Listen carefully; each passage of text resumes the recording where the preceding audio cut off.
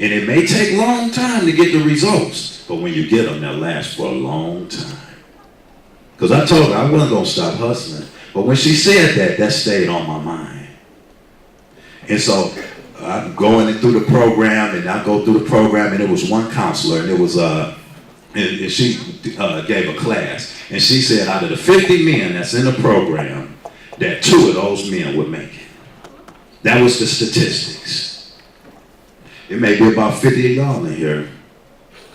When she said that, I was so determined. I had been so humbled down. I was so hungry for it. I said, I'm going to be both of them. On my graduation day, it was different brothers would come in at different times. So every week or two, it would be maybe 2 brothers that graduate. When they have a ceremony, they'll come up and say a speech or something. So one day, I'm sleeping in my bed, and I'm about to graduate at the end of that week. In the middle of the night, this poem comes to me. And I said, man, I should say this poem at my graduation. And then, so my graduation comes, I'm nervous in my day, and I get up to the podium, and I'm going to say this poem. I'm 21 years old. And so they say, hey, Robert, what do you got to say? And I said, I'm an alcoholic, but that's not all. Even though it's whooped my butt until it was raw. I'm the alpha and omega and everything between. I'm crisp and clean like a 20 from the money machine. My memory is relative and spans no space nor time. I obtain a nourished soul, replenished spirit, and sharp, sober mind. I'm not God, but I am his clone. The universe is my playground in the world, my throne. I'm not confined to city nor country, for I'm worldwide. I may trip into Japan, stumble into Sudan, but I won't break my stride. Today, like every day, is my day. The war is underway, and I'm on the front lines with the K. I vibe with the moon and drink the sun. They say all men are dogs. That's not true, but I am one. I came with a plan and leave with a vision. I see you at the top, brother, if that's your mission. I hustle water to a well and smoke fire and hail. My game is now loving life, and I will prevail. I want my piece of pie. I'm hungry, so it won't be small. I'm a recovering alcoholic named Robert Anthony Watson. I am raw. And I said that, the brothers came up, lined up, gave me plays, hugged me, embraced me. And then when I left out this hall, I left out the hall, and there was a brother that came in there that I had seen on like at the events. He would always be minked up. He was tall and enviously handsome. The type of brother you only see on the streets, they're never in movies. And this brother said, and he wouldn't talk to nobody. And every other brothers in there from the penitentiary, they like, oh, this cats in here, they on the run. They was big stuff in the streets, but they hide because they got a ticket on their head. They gonna get murdered. And so the brother, but he wouldn't speak to nobody. So when I come out there, the brother's standing there, and he goes out to shake my hand and said, brother, that was great. I didn't think I was in the right place until now. His whole face had changed. And he said, man, that was great, man. He was like, man, you're going to be great, brother. And he said, I know I'm in the right place. And I told that brother, I said, brother, just stick and stay. Just keep coming. You know, that was one of the greatest days of my life. At the lowest points of my life, a star shines brightest in the dark. Oh, what happened to the screen? Turned off. And so, I'm going to get back to the brush, but... Yeah. Oh, hold on, wait till it's over. I want to tell y'all about, now on this new path, it's going to take a little bit more than courage. It's going to take a little bit more than belief. It's going to take a whole lot of faith, or maybe just a little bit, but unadulterated, pure, 100% uncut faith it's going to take. So I want to know, I'm going to tell y'all a story about the difference between belief and faith before I go into this. Now this is a true story.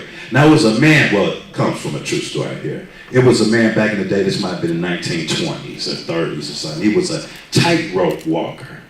And that's when one of the guys that walk on the tightrope like this. And so he would string his tightrope across one of the parts of the Grand Canyon.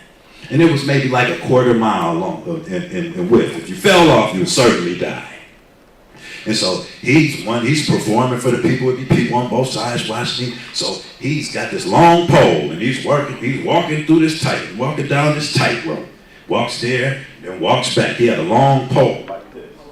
He walks there and walks back. People are like, oh man, you great, you great. Then he takes a sack of potatoes and puts one sack of potato on one side of the pole, another on the other side of the pole, and then walks there all the way. It took him a long time, and then he walked real carefully, he walks back. People are, oh man, this guy has got courage. And then the next time, he has a wheelbarrow. And he has a wheelbarrow, and he puts the sack of the potatoes in the wheelbarrow, and he walks with the wheelbarrow on the string all the way. And then comes back and walks all the way. People, oh, you're marvelous, you're great. And he was like, next, he said, who believes that I can walk across there and back with a man inside the wheelbarrow? And everybody's like, I believe that you can do anything. And he was like, okay, do I have any volunteers? No. So it's a story, but faith is getting in that wheelbarrow. And that's the difference. So I had to start rebuilding my life. I ended up getting a job. But it wasn't easy. God put me on the rocky road. I end up getting back into college, but it wasn't easy. It was very hard. I was getting no more breaks in my life. I ended up graduating from college. And I remember I had to go to the dean of students or something like that. It wasn't easy. I ended up going, and I had to cry my heart out to him because I owed some money, and they wouldn't let me graduate. They let me do it. They let me take the classes I needed that next semester to graduate. I started cutting hair again. See, when I started sobering up, I started getting back to my old passions. I always was passionate about cutting hair. I started doing art again. I started drawing again. And I started coming alive again.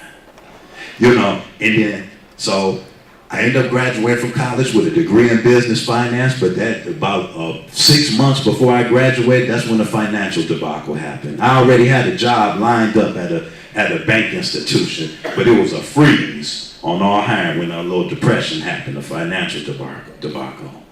And so I'm like, what am I going to do? I said, well, I had built up a nice clientele from there. At that time, barbering, I had managed the building. I had done a lot of things, And I said, well, I'm going to open up a barber shop. But I knew that's not really what I wanted to do. I knew I had something greater in me. And during the day, I would cut hair. At night, I would paint and I would do things. But one day, wasn't nothing wrong with me. And I want y'all to listen to this. One day, it was nothing wrong with me. My bills was met. Everything was going good or decent. Mediocre. And I fell down. And I wasn't satisfied.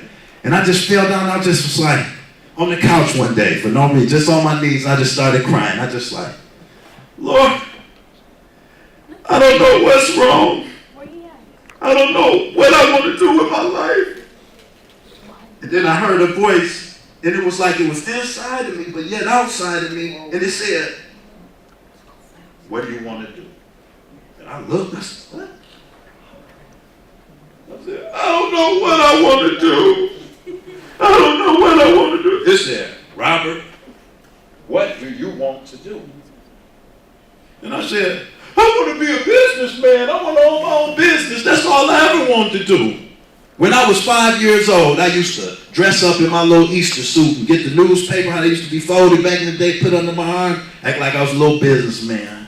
I would save all my money, I pull weeds, I paint rocks, I do whatever. Always had a hustling spirit. But I started working at 14 years old. And then so, after that voice said that, I felt a peace come over me. And I sat in the chair. I sat in this chair on the couch. I sat on the couch, actually, and I started rocking like I did when I was a kid, like this. And then I heard that voice say, why don't you make that brush? See, I had the idea for the hairbrush. I knew it could be a better type of hairbrush, but I didn't know how I was going to do it. How would I make a brush, and how would a hairbrush make any money? But I just started drawing it out. When that voice said, why don't you make that brush? A few days later, after I drew out the brush, I'm walking past this field, walking to school, and it was a freshly cut grass field, and it was a brand new looking 2x4 in the middle of that field. Now I worked on wood, done art on wood. I see the 2x4 and I say, I'm gonna make it out of this 2x4. I get it, I go around the corner.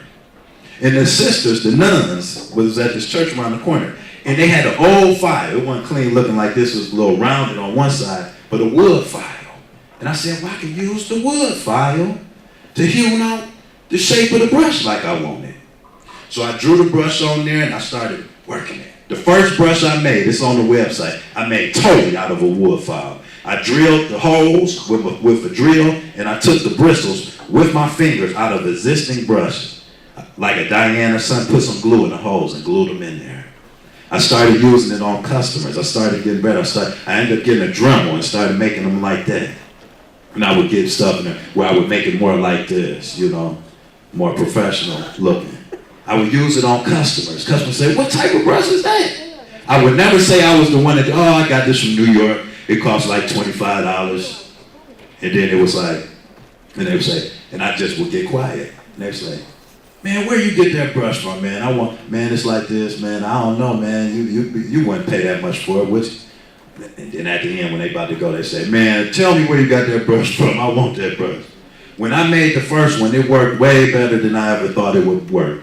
Because it grips and it pulls the hair. And you get waves all the way up to your crown of your head. That's why Crown Quality Products. The C in the crown, I'm going to tell y'all a secret. God gave me all of that. I was going to call it King Beauty. And I'll be the king of King Beauty. So grandiose stuff. But when my partner called and he said, what's the name to incorporate? And on that time on the radio, it was Sade said, crown me with your love. God kept saying, crown, crown, crown. Christ the King, the Father, the Son, the Holy Spirit. I'm just telling you my testimony. I've had a lot of Muslim brothers. I went city to city, state to state, selling this. I'm going to get into that. And it's just about what God has given me.